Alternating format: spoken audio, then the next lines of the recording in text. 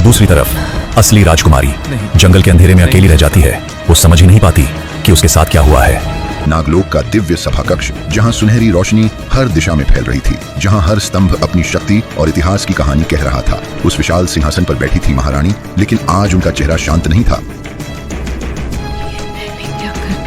पूरा सभा कक्ष खामोश था, इतना खामोश कि उनकी सांसों की आवाज भी गूंज रही थी। और तभी महल के विशाल द्वार खुलते हैं और अंदर प्रवेश करते हैं दक्षाचार्य। राजकुमारी ने अपनी शक्तियां हासिल कर ली हैं। वो महारानी को बताते हैं कि राजकुमारी ने अपनी शक्तियां हासिल कर ली हैं और शायद उसी का आभास उन्हें पहले ही हो चुका था।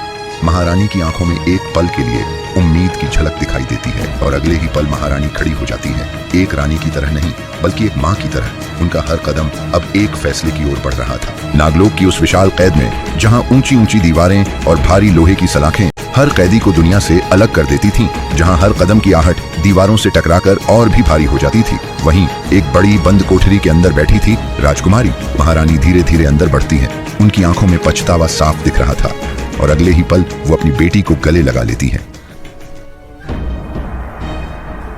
मुझे पता था आप जरूर आएंगी। उसकी आवाज में सब कुछ था, लेकिन कुछ भी असली नहीं था।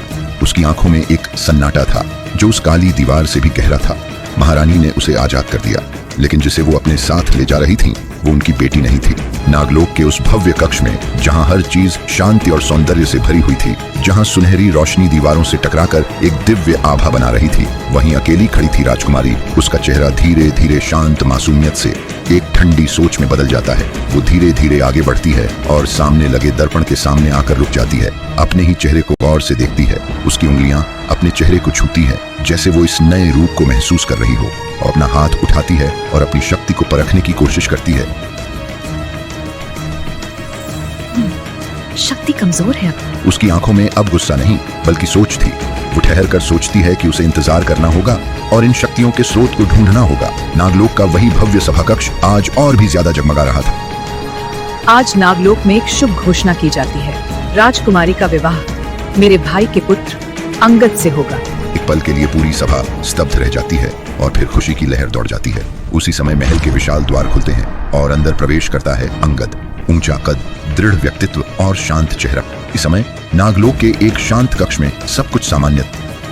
राजकुमारी, क्या आपको पता है आपकी शादी किससे होने वाली है? मेरी शादी?